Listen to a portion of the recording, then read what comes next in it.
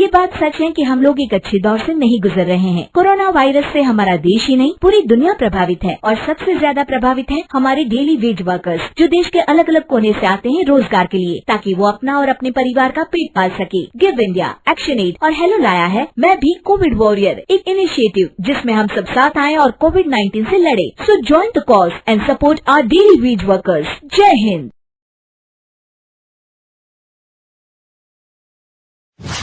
रजनी को बचपन से ही पेंटिंग का बहुत शौक था। वो हमेशा से ही पेंटर बनना चाहती थी, पर उसके माँ और पिताजी ने उसको कभी भी इस चीज के लिए सपोर्ट नहीं किया और उसकी शादी नीरव से हो गई। नीरव रजनी को बहुत प्यार करता था, पर रजनी हमेशा चुपचाप ही रहती। वो इस शादी से खुश नहीं थी। वो ये शादी नहीं करना चाहती थी। उसे तो हमेशा से पेंटर जो बनना था। अपने इस सपने को वो नहीं पूरा कर पाई, इसलिए वो हमेशा उदास रहती थी। रजनी, बहुत ही बढ़िया फिल्म लगी है, कल देखने चले? नहीं जी, कल मुझे बहुत काम है, मैं नहीं जा पाऊंगी। अच्छा तो कोई बात नहीं, संडे को चलते हैं। देखिए, मुझे फिल्म देखना पसंद नहीं है। आपको जाना है तो चले जाइए। नीरव को मना करके रजनी वहां से चली जाती है और अपने बैग को खोलकर उसमें बंद पड़े ब्रश और कलर्स को देखकर रोने लगती है। रजनी, चलो ना कहीं बाहर खाने चलते हैं, कुछ तुम्हारी पसंद का। जी, मुझे नहीं जाना, मेरी तबीयत ठीक नहीं है। रजनी वहां से चली जाती है। नीरव को समझ नहीं आता कि रजनी उससे इतना दूर क्यों रहती है। वो जब भी उसके साथ वक्त बिताना चाहता है, रजनी कोई ना कोई बहाना बना देती है। एक दिन घर पर कोई नहीं था। रजनी घर का सारा काम जल्दी से खत्म कर लेती है।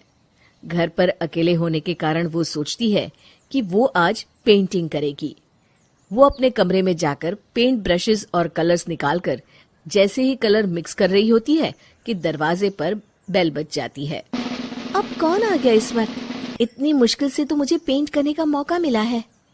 रजनी दरवाजा खोलती है तो उसकी सास अपनी सहेलियों के साथ खड़ी होती है और सब घर के अंदर आ जाते हैं।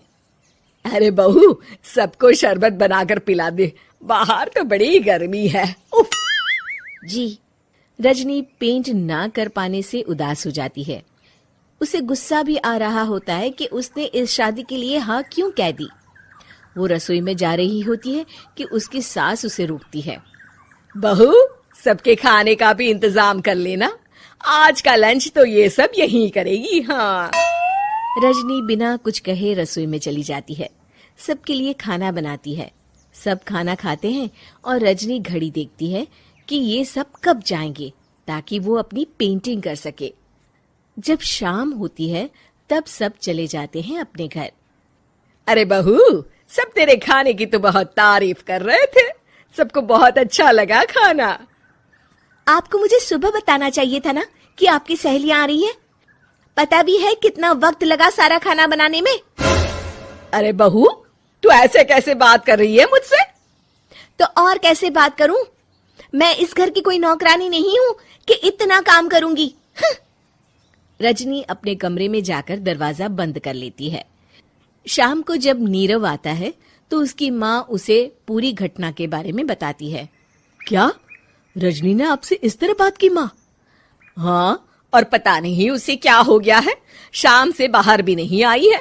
मैंने तो कई बार आवाज दी, खाना भी नहीं खाया उसने। तू ही बात करके देख ले बेटा। नीरव अपने कमरे का दरवाजा खटखटाता है। रजनी, दरवाजा खोलो, मैं हूं। रजनी दरवाजा खोलती है और फिर वापस जाकर अपने बिस्तर पर लेट जाती है। रजनी, माँ से बात करने का ये क्या तरीका है? मैंने कोई गलत बात नहीं की है। अरे तुम क्यों ऐसे बर्ताव कर रही हो सबके साथ? क्या तुम इस शादी से खुश नहीं हो? रजनी कुछ नहीं बोलती। अरे बताओ मुझे रजनी, क्या ये शादी तुम्हारी मर्जी के खिलाफ हुई है? हाँ, मैं ये शादी कभी नहीं करना चाहती थी। तुमसे क्या, मैं किसी से भी शादी नहीं करना चाहती थी। रजनी रोने लगती है। चुप हो जाओ रजनी, बताओ मुझे, तुम क्यों नहीं करना चाहती थी शादी? रजनी बेड के नीचे से अपने पेंटिंग्स, कलर्स, ब्रश, पेपर्स निकालती है। इतने में उसकी सास भी कमरे में आ जाती है। ये देख रहे हो, ये थे मेरे सपने। मैं पेंटर बनना चाहती थी, पर माँ पापा ने कभी सपोर्ट नहीं किया और मेरी शादी करवा दी। मेरे सारे सपने टूट गए। हर वक्त बस गुस्सा आता रहता है मुझे।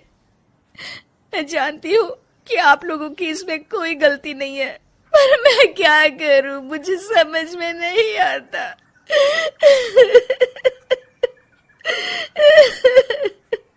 रजनी फूट फूट कर रोने लगती है। मुझे माफ कर दीजिए, आप दोनों के साथ मैं बहुत बुरा बर्ताव कर रही हूँ।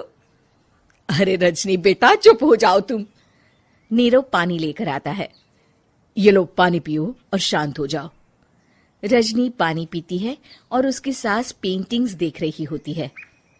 अरे नीरव, हमें तो पता ही नहीं था कि हमारी बहू कलाकार है।